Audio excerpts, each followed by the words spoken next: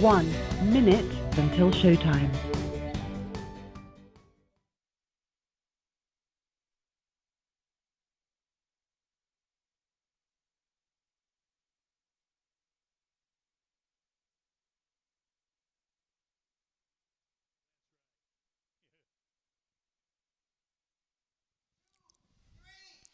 Hey, that was kind of okay. We could do one more. Yeah, just one more.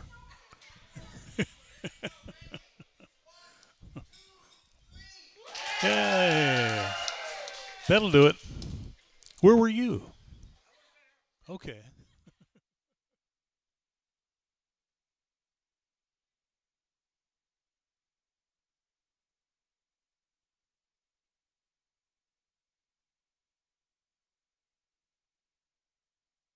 Your show will go live in 5 seconds. 4, 3, 2, 1.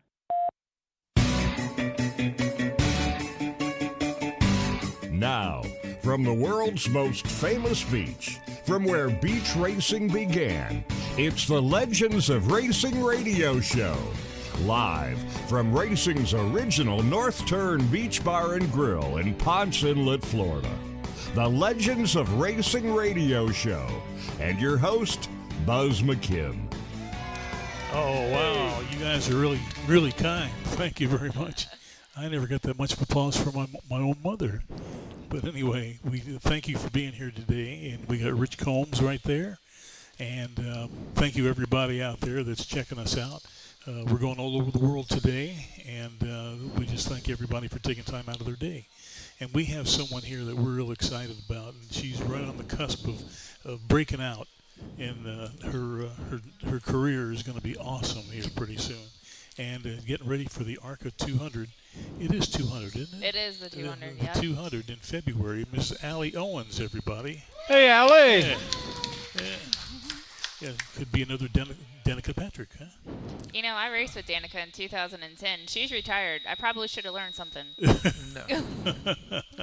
Did you have any heroes growing up? Oh, my gosh. I mean, I grew up here in Daytona. Did you? So I lived in South Daytona right by the Living Legends of Auto Racing Museum. Mm-hmm. And I'm pretty sure I could probably say I'm one of the only maybe drivers that ever got to go hang out with Ray Fox and all those guys in the museum and learn the stories of the past, which is probably where the integrity of my return's coming from, is just trying to make sure that is never forgotten. Mm-hmm. Yeah, for sure. Well, the Living Legends is doing a great job of preserving that history, which is what we're all about. So we're all kind of in the same boat, really. Oh, yeah. And we have a good time doing it, too. Meet a lot of interesting people like yourself. And so whereabouts in South Daytona? Because I grew up on Robin Hood Trail. I just heard that you were a neighbor of ours. Yeah. So I grew up on Ridge Boulevard. Oh, did you really? I did. Right down the road? Right down the road. Oh, and then I lived on Pineapple, and I heard you're on Citrus. Yeah. Yeah. Isn't We've been neighbors the whole time. Golly. Small world. And our paths never crossed. How about that? Isn't that strange? I mean, I'm very surprised because I'm sure South Daytona, the city officials were at our house multiple times for me having my race car out in the driveway, pulling the rear end out of it, and then, having to go do the test runs. I'm pretty sure when we first got a quarter midget, my dad pushed me down the road, and I was like, I have no idea where I'm going. In a quarter midget, you can't just, stop it and start it. You got to keep the momentum going. So, yeah, we caused chaos. Oh, yeah. Yeah, we had the same problem with our neighbors, too. We had a dirt tracker in the carport, and we had a neighbor next door to us that did not like race cars. Yeah. So we had the cops there all the time. But always. Yeah, we survived. That's what makes it fun, though. Exactly. Yeah, it gives you stories to tell. That's right. Yeah, for sure. Without all the bad of breaking rules, what fun would racing be? Exactly. Yeah, breaking the rules. So was it your dad that got you pushed into quarter midgets, or did you say, I want to be in this? How did you get that start? So I'm generation 1 of racing, and we actually lived in Indianapolis, Indiana for a very small amount of time, and I think I was 5. And during the Indy 500, they were doing this thing with the city of big wheel races. Oh yeah. And you remember those things with the big wheel and you pedal? Yep. And my dad signed me up for that. My mom's like, what in the heck are you doing with our daughter? And there's a picture of me. My pigtails are completely – I look like a hot mess. I look like my dad just drugged me out of the house. He was like, we're going to go do this. And I will never forget it. I'm sitting there, and we got down to the nitty-gritty of the race, and there's this boy next to me. He had no front teeth and red hair, and he was just like, bleh, stuck his tongue at me. I was like, oh, I'm beating you. No matter what happens today, I'm beating you. I ended up winning that entire event, and it will always stick with me because the mayor shooed me off the stage because I was a girl that they didn't think that I won. And they're like, no, she won the whole thing. And then we moved here to Florida, and then I'm in South Daytona with a bunch of boys, and they're racing BMX bikes. And, you know, we did the softball stuff and all of that. And I was like, no. If I can go out there and race with the boys in BMX, that's what I'm doing. And so I went from BMX to quarter midgets.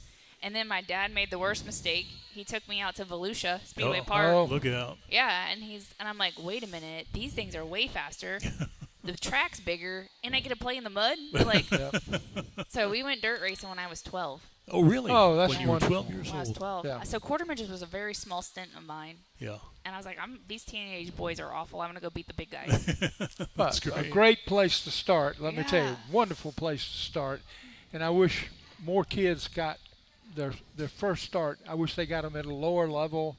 And, you know, what they do is they get pushed into something they can't handle, and then they hate it, where you've had a chance to start at something you liked and you worked your way up. Wonderful. Yeah. Good story. You don't see that. I think that for me was like a big thing. I'm raising daughters right now that are 12 and 14, and my son's 15 months old. And I think the thing that really got underneath my skin is that I had to work my butt off to be where I was. And if I wanted to go further with it, it was me. And you can't really knock them, right? Because at this point, the parents are capable of providing these kids these opportunities. And as a mother, I feel like I kind of do the same thing with my daughters in cheerleading and volleyball. Like, I want to make sure they have the best. But the platform is crazy that we can now take these kids and these 5-year-olds and 6-year-olds, and we're having like $20,000 quarter midget setups. Oh, Yeah. my. And then you go into the dirt cars and these late models and these modifieds now. I mean, we're at $100,000 to $250,000 setups, and then they're right into the ARCA stuff. So we're a product of our own nature. Everybody wants to go fast. They want better and better. Well, then that just brings the price tag up, and it's shifted who we're seeing in motorsports now. Well, I complain with a group of guys that I talk racing with all the time. I complain that racing is good. It doesn't have to be another 10 miles an hour faster. It doesn't have to be technologically that much better. But if you're racing, it's good.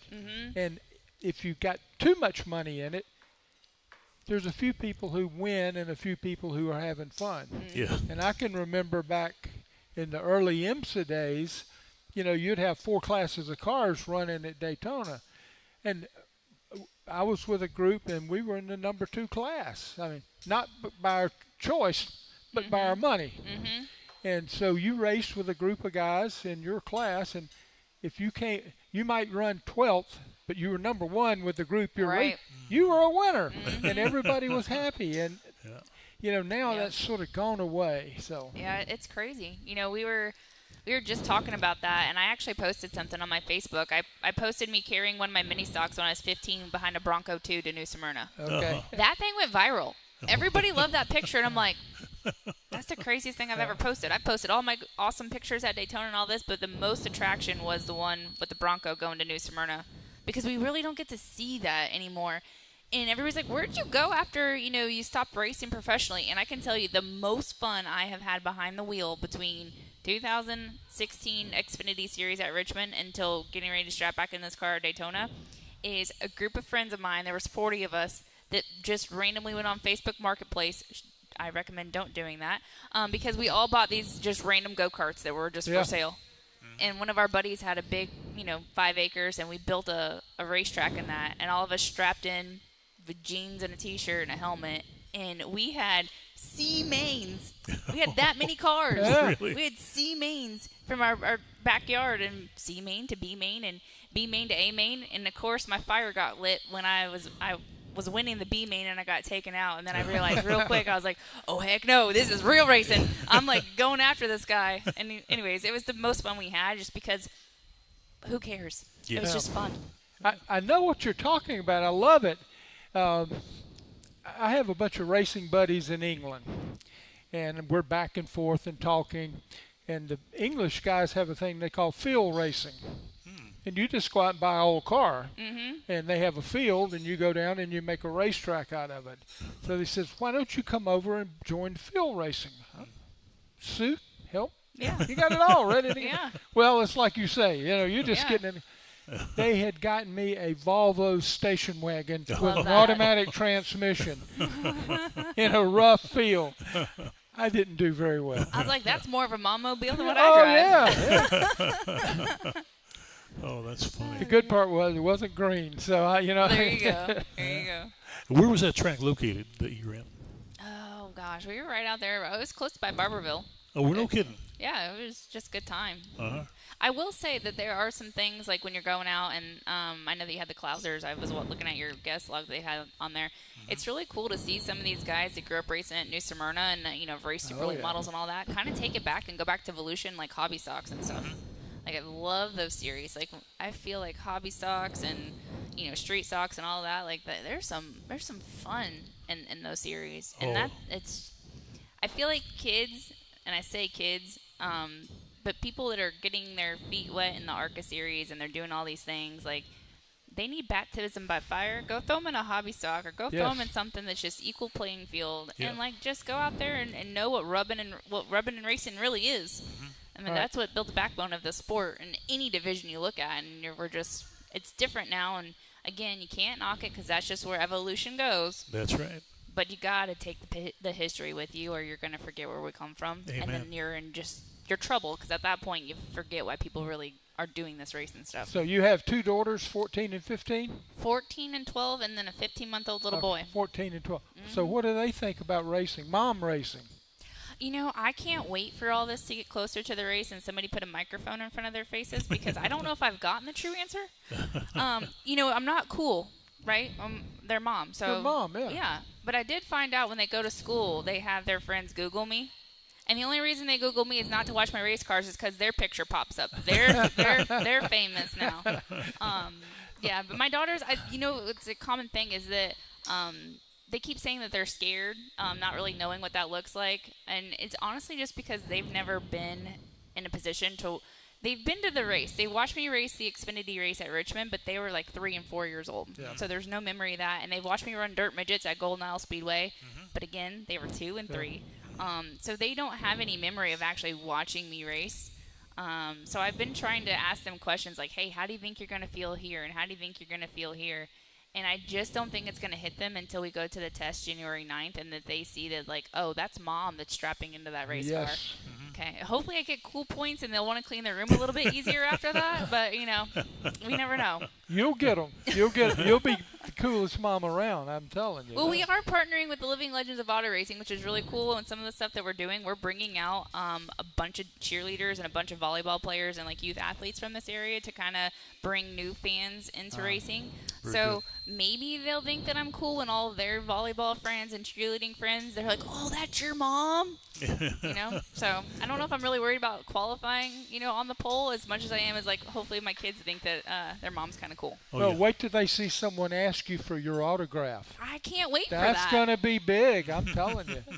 Yeah, because we've actually run into that. Somebody did ask for my autograph, and my kid's like, why does somebody want you to sign your name? I'm like, oh, my goodness. Well, funny. It's going to happen, and I'm proud of you. I just heard this little bit of your story, and I think, wow, what a person. I want to go see you race. You know what? I hope people who have always kind of had this thing, like I don't really go out to the big track for the races. This has nothing to do with NASCAR. It has nothing to do with the fact that it's Daytona. It has to do with a little man having a voice again. And there's been so many people rally behind that. I was just sitting at Hooligans 2 nights ago, and somebody just walked up, and he's like, hey, I'm really proud of you. And I'm like, ha ha, like, oh, crap, I'm supposed to know who this is. And he's like, you'll never know who I am. He's like, but when you were 14 running out at, this is a funny story, when you first started running out at New Smyrna, you clipped me. You were in your mini stock, and I was in my late model, and you clipped me, and I backed into the wall. And he's like, I came down there guns blazing, and then I realized you're just a kid. And he's like, but I followed you since then. And I'm like, oh, God, he's going to ask me to fix his car now? But he's like, I followed you, and I think it's really cool to what you're doing because there's so many of us that have always wanted to do that and have never got to do that. Yeah. So it's not just me strapping in that car. It's all of us that have just been like, hey, you know what? We're feeling like racing is changing, and don't forget about us. And that's just what we're doing. Exactly. Tony, are we going to be at the ARCA 200? There, you got 2 fans. Yes, okay. 2. Make that 3. 3 fans right there. Okay. We'll start a. I got 4 back there. This is an auction. There's 4. There's Larry James. Where's that helmet at? Can we auction the helmet? Now, do you prefer asphalt over dirt? I don't. Oh no, you like dirt? I like the dirt. Yeah. I do. Yeah. You know what's really nice about the ARCA series is they do run DeCoin and Springfield, which are 2 dirt races. And this is me. Somebody just asked me if there was this a one and done. Here I am talking about DeCoin and Springfield. So I love the dirt.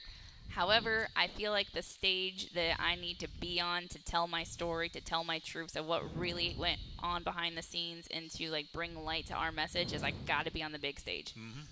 So if it were me, I mean, I would tell us, hey, let's go on Facebook Marketplace and see what's for sale. Let's go cause some trouble on the field. Yeah. But we can't do that. I have to be at Daytona. I have to have that audience because if you're not grown up in the sport and you're not familiar with racing, everybody outside of the sport knows Daytona. They know about NASCAR. They know about the Speedway, and they know that this is our Super Bowl. That's right. And I got to be there with a microphone in front of my face just to tell our truth. And I say that from the little guy, the blue-collar America, like, in the history of the sport, because it's almost nail-scratching, like on chalkboard. Some of these interviews that I see nowadays, it's almost like nauseating. Like, I don't ever watch a post-race show anymore. I don't watch a pre-race show anymore. It's like, let me hold my Coke can in front of my face so you can see it, instead of just saying, like, what you really want to say. And so I can't wait to do that because I'm going to be very raw, real, and tell the truth. Well, don't forget, that's all marketing, and that's all money in your back pocket. So I will see you somewhere with your Coke can. You know, say, I'm here. It's called a check coming in the mail. So. This is true, but you know what's really exciting about this car is that 80% of it, actually 100, there's only one company, and we'll be announcing those too. There's only one company that is outside of our local community that's sponsoring this race. Really? Just one. I'll be darned. Yeah. So everything else is fan funded. It's local communities. It's Living Legends partnering with us. It's everybody that just wants to see something real happen. And that's what's so cool about this is that we're going to go play on a playground, if you will, with Mobile One, with Amazon on a car, with all these different huge, massive sponsors that people are spending millions and millions of dollars. And Volusia County rallied together and put a race car on the racetrack. Isn't that great? So that's so cool. So I actually don't have to hold any Coke cans. I can just have y'all in my arms. There you go. Yeah. Well, I think we're going to probably take a break, but I would like to come. I want you to tell us who's sponsoring, not your sponsor outside, but who's running your car? Who's your car owner? Who's your... The Kimmels. So I'm super excited about that. Yeah. You couldn't ask for any better. So Will and Bill Kimmel, and I'm super excited about that. I actually learned something from the Legends. You guys told me that the Kimmels are one of the only families that have been in that whole, racing since the 40s. That's right. So I'm super excited about that, and I'm more excited that they have never got to attend the Living Legends of Auto Racing banquet. Oh, boy. And they will be here for the first time coming. So they are very excited about that because their grandfather started their legacy, and now we get to have them come and share in ours. They're like ARCA champions 5 times. 12 times. Like I was going to say, they are like a staple in that field. Well, we're going to take a quick break. We'll be right back with Allie Owens, everyone. Hey! The caution flag is out. Time for a break. We'll be right back with the Legends of Racing radio show. At Beach Boys Embroidery and Tees, it's all about making you happy. Beach Boys Embroidery can customize your athletic golf apparel, caps, hats, badges, buttons, magnets, backpacks, bags, totes, clocks, watches, and of course, T-shirts. Sure, they're at 2033 South Ridgewood Avenue in South Daytona, and they're waiting for you to call now. 386-255-5880. Beach Boys Embroidery and Tees. Let Aloha Marine get you on the water with huge discounts on great brands like Bayliner, Carolina Skiff, Hurricane, Key West, and Regal. Pay as little as $169 a month with 10% down and approved credit. Don't wait. Get to Aloha Marine, 1700 North Nova Road, Holly Hill, Monday through Saturday. 47 years and always better than boat show prices. We're back from where it all began, racing's original North Turn Beach Bar and Grill. The Legends of Racing radio show continues with your host, Buzz McKim. Thank you, everybody. Appreciate that we're here with Allie Owens and Rich Combs, and this segment's being brought to you by Staples on International Speedway Boulevard. Anything for the office, they can definitely hook you up. And also, if you want to take a look on the computer, we're on the Legends of Racing radio show YouTube page, and then an hour later, we're on the Legends of Racing radio show Facebook page. So you have one live and one an hour behind. And yeah, could you tell us more about the local folks that are involved in what you're doing? Yeah, so I originally, I think it was August. Well, let me go back here. Every year, this time of year, I get this like itching to go race, and I always just say, yeah, I want to go around Daytona. And then a couple weeks later, it kind of just dies down, and it kind of goes back into the memory bank. And one of the things that really triggered me this go around was in August. Natalie Decker had made a comment about her being the first mother to ever race in NASCAR, returning back. And I'm like, well, hang on a second. I raced with 2 kids in 2016, but there were way more before me. And that kind of just made me the bells ring of, like, people are forgetting where we're coming from. Right. And everybody's so obsessed with, like, being the first and putting the first in front of this and the first in front of that. And I'm like, the history needs to be preserved, because that, for me, and I'm sitting there looking at, like, my life was completely changed by the outcome of not continuing to race. And people who are grassroots racers, I feel like we have everything to lose versus somebody that has, you know, a plan B. When racing's a plan A and it doesn't work out, that is, you're mourning a loss of a life, because that's how I felt. Like, I felt like in 2011, a relationship that I built with the IBW and Electrical Union just shut off. And at that point, it's hard to kind of say, okay, it's still a business transaction, regardless of the personal connections that you've made with that sponsor. At the end of the day, it's a transaction. When that transaction shut off and I went to go race Daytona in the Truck Series, that also was completely fan-funded. So, but what happened was that was the first year that NASCAR in Daytona paved that Daytona National Speedway. Right. So we were going, already knowing we were underfunded, but we had enough horsepower in the draft to make the race. So I already knew going in, it wasn't going to be like the year before in ARCA when I ran for Venturini and I knew I could win the race. This was like, I just want to make the race and figure out how to continue on. Well, when they paved the track, the restrictor plate and the trucks didn't add up. And we had to do an engine modification, and I didn't have an engine team, anybody to come in there to do that, and we just completely missed it and missed the race. From 8 years old racing BMX until that moment, I have never not qualified for a race. Wow. I've always been a top contender. I've never known what it was like to be a starting park or to be somebody that was like on the cusp of not making that race. When we didn't make that race, I can't even tell you. I mean, it is like losing a life. Like, it was just like, I knew at that moment that, like, the Allie Owens that I had busted my butt to become at that point was done, because there was no other plan B. And it took a lot out of me. So I tell you all that because every time I think about coming back, I know the mental state that I was in for so many years after that is what my parents were concerned about. Because there was a lot of depression. There was a lot of just, like, you know, I failed as a human, failed as a daughter, and, you know, my parents put a lot of money into to go race, and I knew that they had a lot at stake, and my daughter saved my life. I had her, and I focused on becoming a mom, so every time racing got brought up, it was always like a in the heart, right? And when Natalie said that in August, something just changed, and I think a lot of it changed because in 2024, I had a son, not expected, wasn't supposed to have any more children, and was medically being kept alive for 7 months to bring him into this world. Wow. And there was a lot of times where they're just like, hey, like, you're going to have to sign papers over for what happens when you don't make it. Like, Oh that's my how gosh. close it was. And I was like, if I can survive this pregnancy and bring this little boy into the world, and I'm a sole custody single mom of 3, that if the opportunity came back for me to make an impact and change somebody's life, to say, hey, when life hits the fan, it's all about how strong you are to recover. And when she said that, it just like dug at me, and I'm like, man, like, there's so much history in this sport that is dying. And I was resonating that with like actual life. I was like, I'm doing this. We're just doing it. We're gonna put the pedal to the metal, and I'm doing this. And I think from August until October, everybody was just like, okay, here Allie goes again. She's on her ranch. I think she's gonna go back racing. And then it became real. Yeah. And then it came real. I was building a house, and I pulled the plug on that. I took the money for that, and I gave it to the Kimmels, and I said, no matter what, put me in the race car at the test. My parents were mad.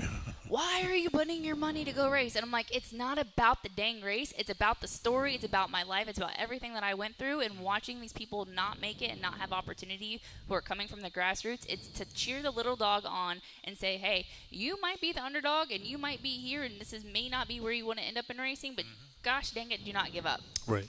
And so when I just started to do that, I met with a foundation. At that time, it was Children's Infant Sleep Apnea Disorders. And I met with Terry, and she helped me out in 2008. I said, let's just change this foundation. Let's do something with Volusia County. Let's give back to our community for single parents like myself, for kids going through life. Life is so weird right now for teenagers. And, like, let's just do something. And we created Raising Hearts, Building Futures. And then things just kind of clicked. Things were taken off. People were like, hey, I believe in what you're doing off the track. And I definitely think I believe in what you're going to do on the track. Let's make this work where we're helping our community and you're able to tell your story. And then it was just like, okay. And then I met with Living Legends of Auto Racing, and I was like, listen, I need you guys at the forefront of this, because my message at this point is we may never have a comeback where it's a grassroots sport, but we are still here. Yeah. Yeah, good deal.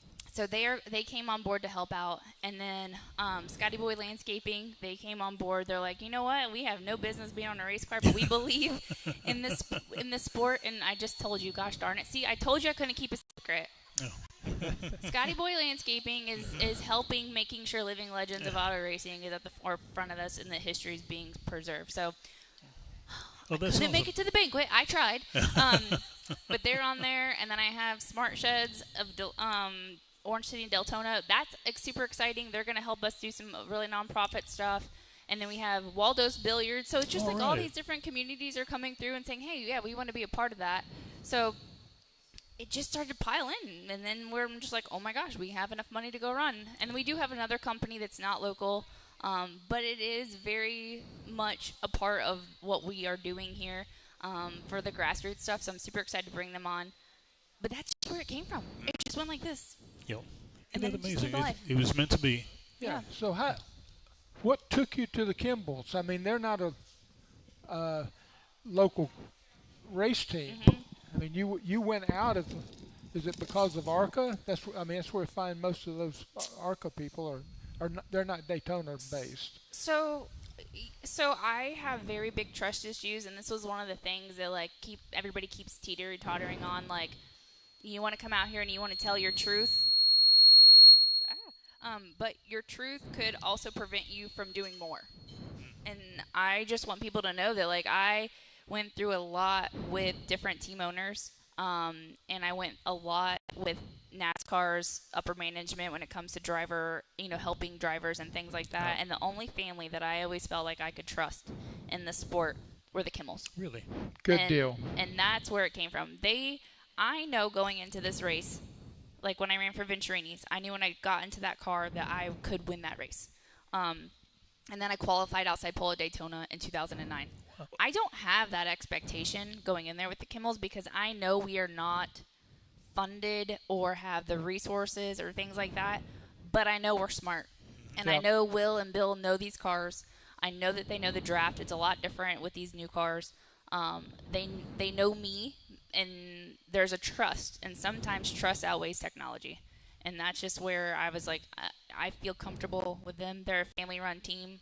Will has children. I have kids, and I felt like this was the best place for me for what I was trying to accomplish. Was not necessarily saying, I'm going to go out there and blister everybody and win this race.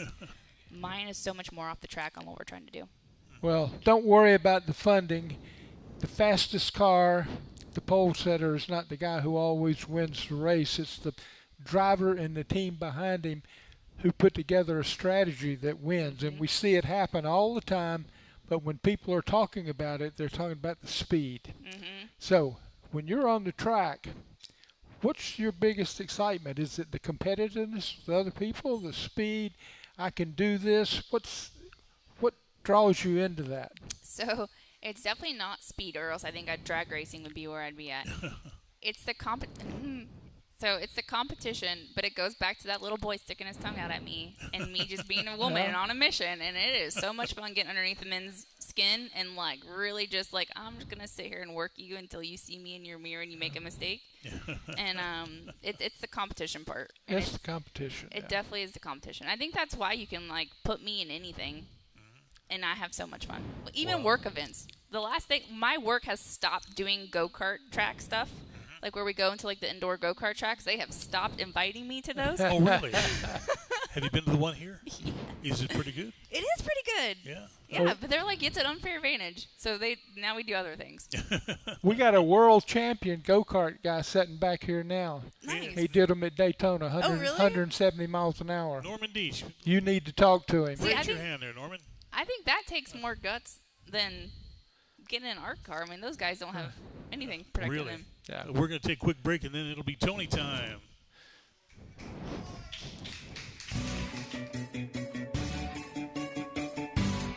The caution flag is out. Time for a break. We'll be right back with the Legends of Racing radio show. Racing's original North Turn is our broadcast headquarters. If you're looking for a good drink, great entertainment, and the best in food, they're right on the beach at Racing's Original North Turn. Come on down to dinner tonight. Here are a couple of testimonials. These are actual testimonials from people who have enjoyed the North Turn. Been there many times, always great food and drinks, great location on the beach. And another, what a great experience. It's my new favorite restaurant in the Daytona Beach area, Racing's Original North Turn on South Atlantic Avenue. That's A1A in Ponce Inlet, about 3.2 miles south of the Dunlawton Bridge and A1A intersection. It's Racing's Original North Turn, a restaurant, museum, bar, gift shop, live music. That's Racing's North Turn. Racing's Original North Turn has been voted by you Best Beach Bar Top 10 year after year after year. We're back from where it all began. Racing's Original North Turn Beach Bar and Grill. The Legends of Racing radio show continues with your host, Buzz McKim. Oh, thank you so much, everybody. Appreciate that. We're here with Rich Combs and Allie Owens.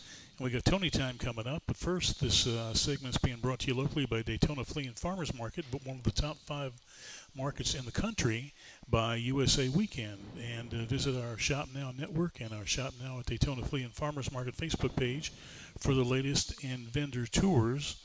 And Tony, what you got today, buddy? Well, first we probably just need to acknowledge the passing of Greg Biffle and his family. How sad. How sad. Did he run his whole career with Roush? No, he ran with other teams too. Oh, okay.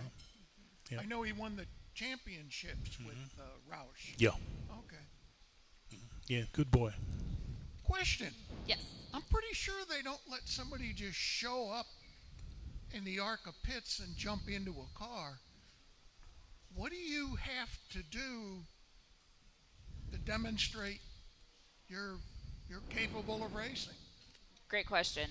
So I did race in 2016 at Richmond in the Xfinity Series. So that helped bridge that gap of like 15 years from ARCA.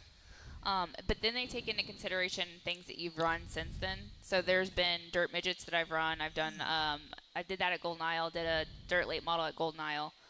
So they take into consideration of that. I've ran pro late models for the Skinners out at New Smyrna. All right. So they take into consideration of, hey, and I was a driving instructor for Petty out at the Speedway. Oh, that's cool. Yeah. So they take into consideration all of that. but I had to have run this test coming up. So that was the big thing, because the crunch time on that's just why I was like, you know what, I'm just going to pull the plug on building my house. I'm going to go ahead and guarantee that we're at the test so that ARCA can do all of their due diligence to make sure that I'm still capable of getting in these race cars.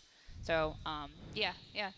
And I think that was one of the things, too, that Mike Skinner, I don't know, 2 years ago maybe, had an issue trying to get into the Daytona 500 where he got approved, was ready to rock and roll, made the press release announcement, and then NASCAR pulled the plug on that and said, no, you can't run the 500. So they do definitely keep track of you on that. Oh, yeah. So they keep track of what you do on and off the track, too? Yeah. I hope not. No, I'm just kidding. Yeah, and one of the things, the big thing for Daytona, too, which is really neat, is as long as I do, you know, like I said, we're already in. That was the nice thing with the Kimmels, too. So, like, we're in the race regardless. Oh, beautiful. But just being able to have a good turnout and run there, and being a super speedway now will help me reinstate my license if I did anything with the Truck Series or the Xfinity Series or anything like that. So there are gates that you have to go through to continue to move forward. Yep, for sure. How interesting. Yeah, that's so I bet you can't wait for January 9th. It's going to be awesome. I don't have a fire suit yet. You don't? No. I had to go through and get all my stuff, and I'm like waiting for the sponsors to figure out like who's going to be on where, and Living Legends is going to be a big one on there, and I'm just trying to see like what else is going to be on there. And I'm like, you know what? It's almost Christmas is next week. Oh, Santa Claus is going to bring you one? I hope so. I do hope so. That'd be real nice. Yeah, I actually, one of the guys on here on my Facebook page, and as long as that goes through, he's going to help me out with the fire suit. I'm super excited. So, all right. Yeah, just people are coming out of the woodwork. I mean, Simpson, I know I got their stuff on, but I have not been a Simpson driver for 15 years. And they're like, you know what? You were a driver for us then, you're a driver for us now. And wow. I'm like, that's just awesome. That's people fantastic. You know what's nice about ARCA, though? They're bringing females along real well. Yes. Do you know Isabella Robusto? Oh, my gosh. She's wonderful. wonderful. Her and Taylor Reimer, if I could put my money on who belongs, it's them. Yeah. They're awesome. And I was doing the math. So as of right now, I think there's 6 of us going to Daytona. Really? Yeah, and I'm like the mommy bird, right? I got all of my little ducklings, like all. So it's funny, and I've been talking to a lot of these girls, and it's disheartening to know some of the things that they're facing now, 15 years later from when Danica and I were running in the ARCA series, that things were supposed to progress. Perception is not reality. Like, there are so many things that are perceived that these women are getting in the sport, and they're not. And what's crazy is like talking to these girls, they can't come out and say, hey, this is what's really happening, because then they're shooting themselves in the foot of ever anything else coming along. For sure. So I am really excited because I have nothing to lose and everything for them to gain. So I'm excited to get into like the media at the track and just being able to kind of give the real reality of what these girls are going through, because I can tell you right now, there's so much money sitting in NASCAR. There's so much money sitting in diversity. You cannot sit there and tell me that there's not a fund that could literally say we're going to take this driver and move them all the way up to Cup, because Rajah Caruth was in the diversity program. Kyle Larson was in the diversity program. Bubba Wallace was in the diversity program. The difference between them and the girls that are going to start at Daytona is a consistent sponsor and team that says they're going to go ahead and put them there. Because I can tell you, Bubba, Rajah, and Kyle did not go out and solicit those sponsors and like groom those sponsors to take them to Cup. Yeah, that is sure. behind the scenes. So why have we not done that with anybody other than Danica? Really? And Danica brought GoDaddy in. Yeah. And it worked. Oh, yeah. It took her straight up because she had money.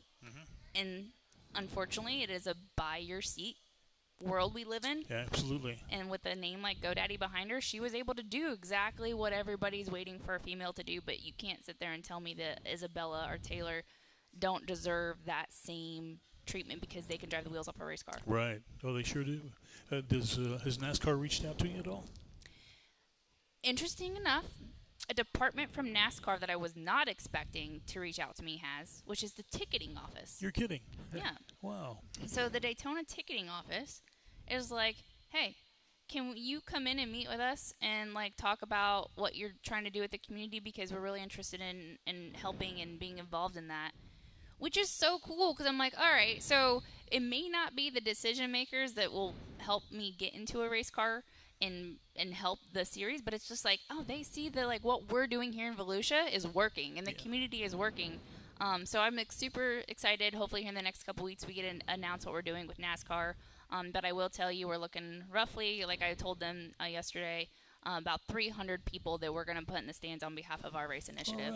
All right. And we're going to do that with NASCAR and different organizations, teacher appreciation, first responders, all those things. If anybody's local, we are working with people who want to be involved in helping put those people at the track.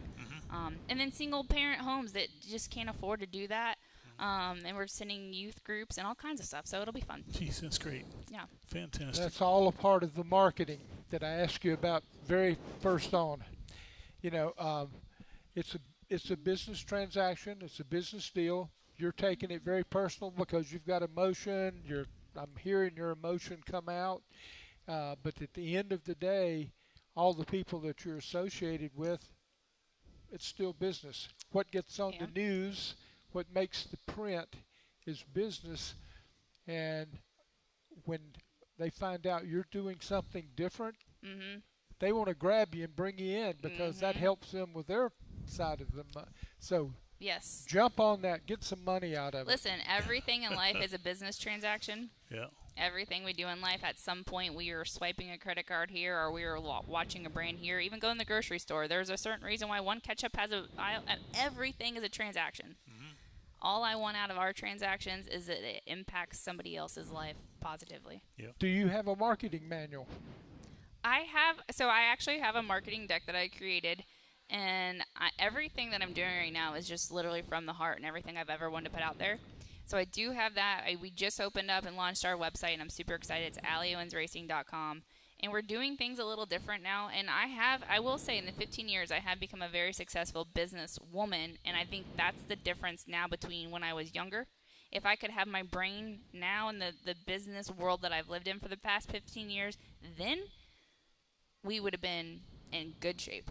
But now, it's just taken me this long. So hopefully I could take all this up here and spit it out. NASCAR was just like, everything. They're like, how did you come up with this? I was like, I don't know. It's like insomnia, changing diapers in the middle of the night at 3 o'clock in the morning. I'm like, ooh, this is a good idea. Let me write this down. We'll be right back with Allie Owens, everybody, and it'll be Larry time. The caution flag is out. Time for a break. We'll be right back with the Legends of Racing radio show. Daytona Flea and Farmers Market is still the one for great savings and the best variety. Whether you need flowers and trees for your home or you're looking for great prices on Daytona Beach souvenirs, the market is the place to go.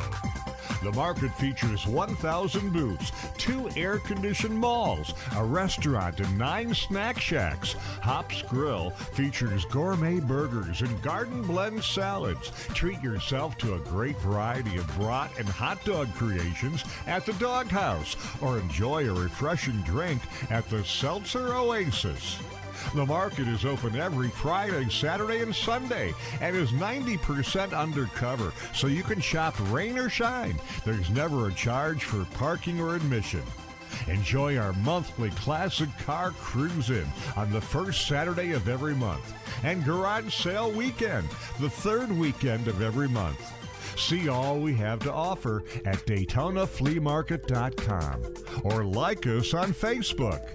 Discover Daytona's most unique shopping experience, the Daytona Flea and Farmers Market, just a mile west of the Speedway.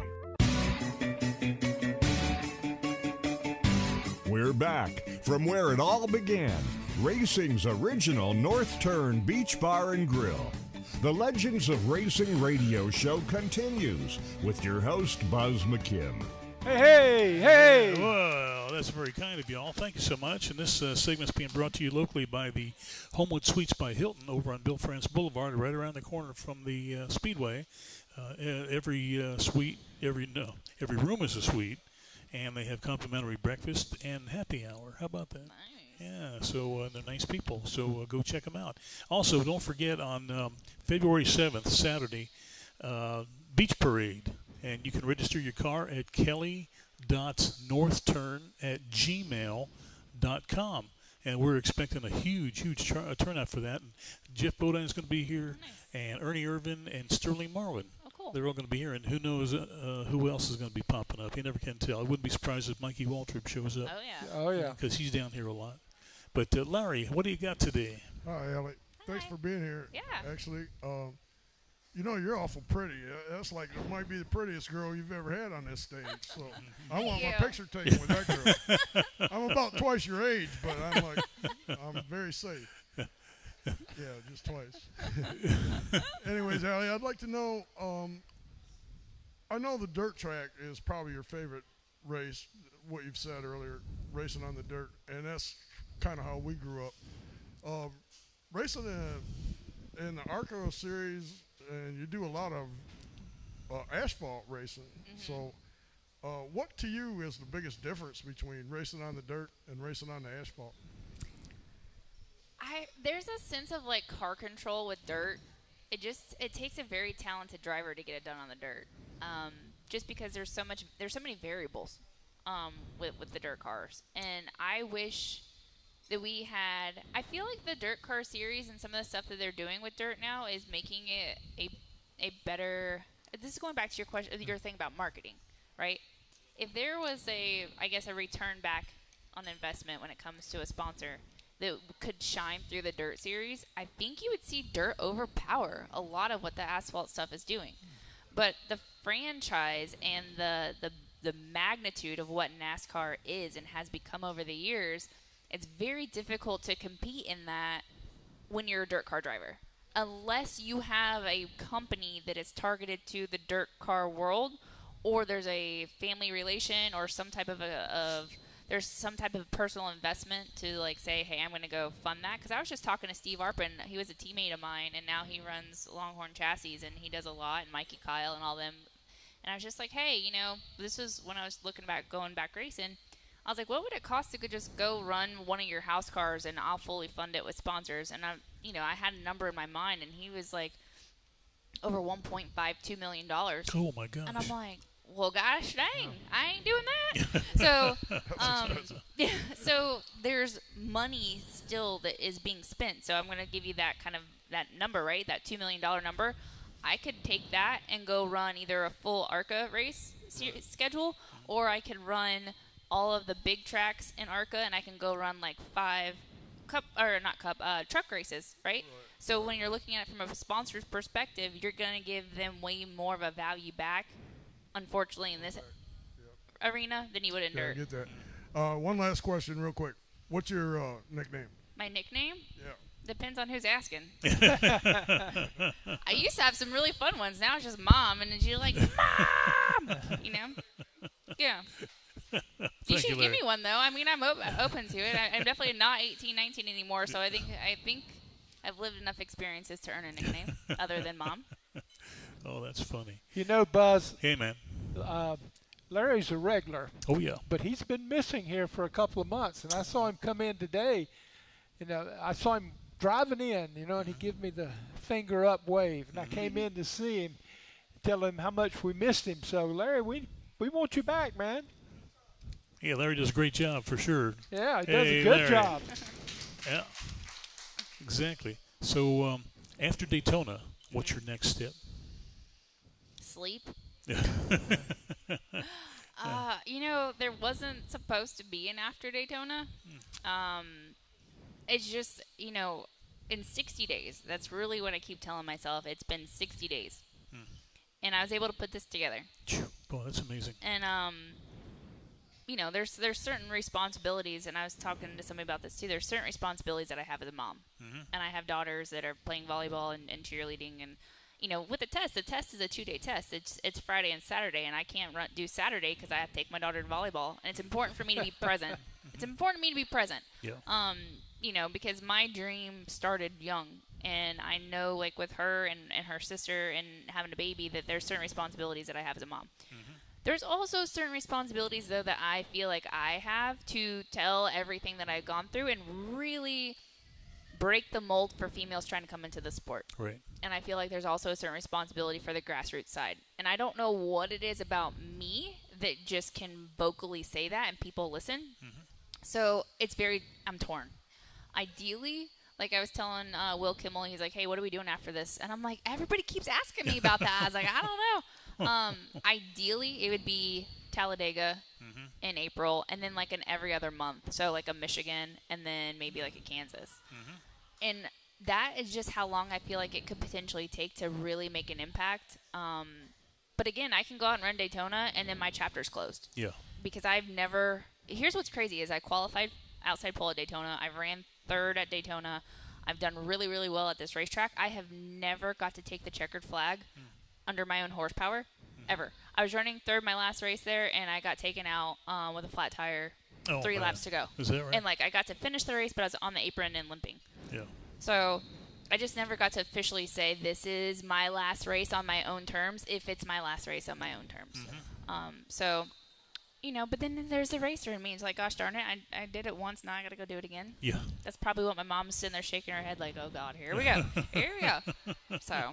Well, I asked you about your marketing manual. Yeah. And you're saying, everybody says, well, what are you going to do next? That's what's in your marketing manual. When you go look for the big money, you unfold that, and it tells everything that you're going to do, what your hopes and dreams are, and where you're going, and when you're going to be there. It tells the person who's putting the money out what they can expect from you. Yep. When you tell me I don't know what it's going to be, it puts you at a disadvantage, because all the young guys that you're competing against that are trying to come up, most of them are giving their life to it. And you're saying, I can't give my life. I've got a family. I've got kids. I got other things I want to do. So you're working at a disadvantage. And I know I probably shouldn't be saying this. No, go ahead. But the thing about the house, I agree with the family. You shouldn't have done that with your house. Okay? You've taken on one hell of a challenge. And I appreciate you doing that. And I'm going to be there for the ARCA 200. But it's to go much further, you got to do all this other stuff and have a commitment. So yeah, and that's true. And you know what's really interesting is that like I do all this on my own, and I work in sales every day. So like I know I'm a closer. Like that's just what I do. I'm multi-million-dollar closing a year. So I know the process. What I will tell you that's a lot different, and the reason why I think I got it done in 60 days, and you see drivers that can't get it done in years, is because I agree with what you're saying. Like, here's all the things that I want to do. They don't care. They want to know what you are going to do to draw revenue in. And I will tell you, I'm going to battle you a little bit on this, because if you take a full-time driver, what time do they have now to really do activation? They don't. They have other people doing activation for them. When race fans want to see the driver, they want the driver. They want that. So if I run a limited schedule, I think if I wanted to close that deal and run 5 races, I can get it done way faster because I'm not now consumed with a full race schedule.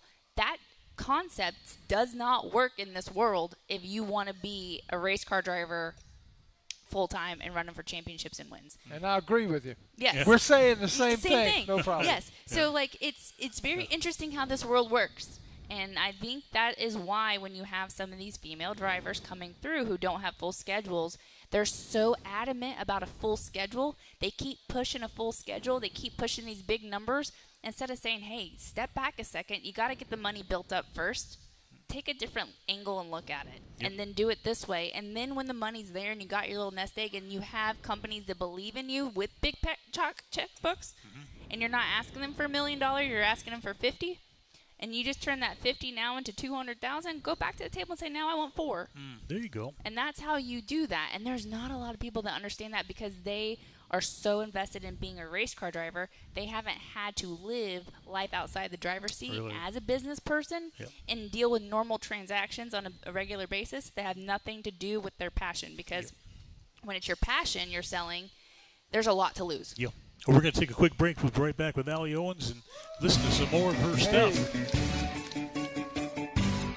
The caution flag is out. Time for a break. We'll be right back with the Legends of Racing radio show. Welcome to Homewood Suites by Hilton in Daytona Beach. You're right in the middle of all the action. Daytona International Speedway, the airport, One Daytona, Florida's newest entertainment and retail destination, and of course, the world's most famous beach. You'll love our newly remodeled 1 and 2 bedroom suites, along with our popular King Studios. You won't need your full kitchen, as Homewood Suites Daytona serves up complimentary breakfast and evening social. It's like home away from home. Go to HomewoodDaytona.com for Homewood Suites by Hilton in Daytona Beach. We're back from where it all began, racing's original North Turn Beach Bar and Grill. The Legends of Racing radio show continues with your host, Buzz McKim. Whoa, Buzz! Oh, thank you, Rick. Hey. Hey, thank you, everyone. Appreciate that. We're here with Allie Owens, and we're getting a tutelage, if you will. I think that your attitude toward racing is pretty unique, really. Yeah. I mean, and you're not afraid to do the footwork and all that sort of thing. So we just can't wait to see how it turns out for you. I'm excited. I'm super excited because I feel like this is the first time where the industry is in a little bit of trouble when it comes to identifying fans, it comes to identifying the tipping point of have we become too commercial and then lost track of where we're at. There's so much going on in the world of racing right now that it just uniquely aligned with this opportunity to come back and be a forefront. And I love that every time I talk about where history started from and where racing began, it's getting attention that it deserves. And I think it's because it's almost kind of like social media. You reach a certain point where social media has gotten so big, and then now everybody talks about the negatives of it, right? So there's always the growth and then the fall. And I think we're kind of at the fall of having to now go back to where we originally started to make sure that there's roots that are still being carried. And it's just aligning perfectly with this. It's a story, yes, but it's more of a movement. It's more of an awakening. And it just is. It's aligning beautifully. And maybe this is why it never worked out before, is because I didn't have enough of lived-in experience to be able to come back to the table. Yep. Let me tell you about Al Unser Jr. Back when I was starting racing, I wanted to develop a marketing manual, so I was studying everything. And I had met Al Jr., but I got some information from him. And I forget who his sponsor was now, but they were a big national organization with manufacturing plants all over the U.S. And one of the things, and of course he's running IndyCar type. Right. One of the things he did is he made a commitment to them that no matter where they raced on Sunday, on Monday morning he would be in the closest manufacturing plant they had to talk to the workers. Yes. So he couldn't go to New York and be on the news or the local news. He was traveling that night to there, and I thought, man, what a commitment. Yeah. And he was a real successful marketer, just something that Yeah. he did, which was different than anybody else was doing. Correct. I mean, now they have to be back at the race shop on Mondays for talking to the team and going through the data and going through all of that. And then Wednesday, and then the simulator. I mean, it's just everything's simulator driven. Yeah. The data is crazy. Somebody asked me too, can you read data? And I'm like, I can read a timing light. Is that what we're talking about? And it's just a different world where you almost have to have a separate marketing team that handles everything that has to really do with activation.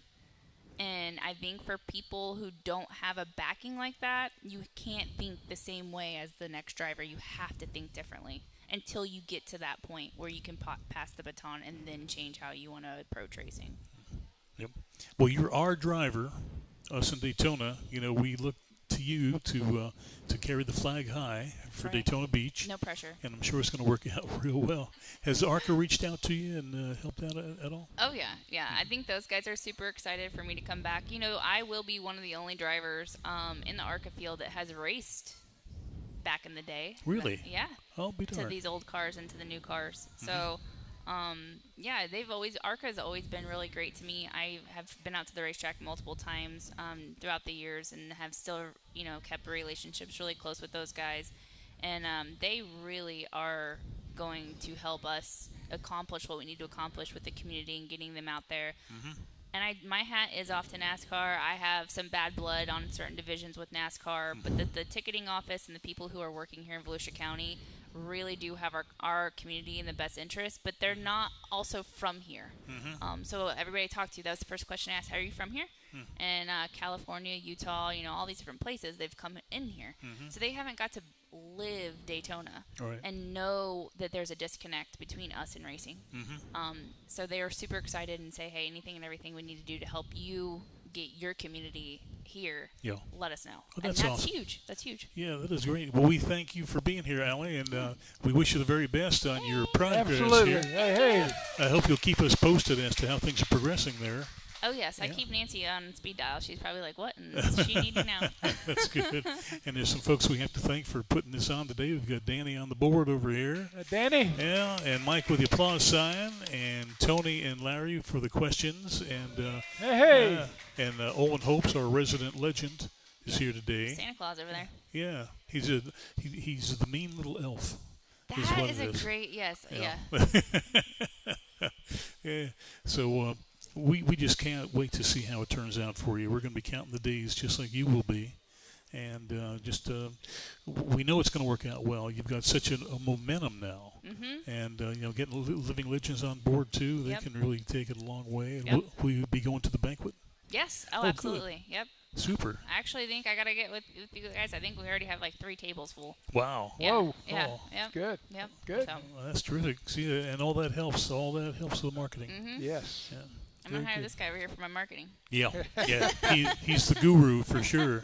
Yeah. Well, we thank everyone for being here today and everyone out there, and we'll be here next week. We got to it'll be the day after Christmas, but we already have somebody lined up, and that's a diehard, who be willing to come the day after Christmas. There you go. So take care, Allie, and we'll see you later, guys. Hey. The Legends of Racing radio show originates live from the very spot where beach racing began. Racing's original North Turn Beach Bar and Grill. Join us next time for the Legends of Racing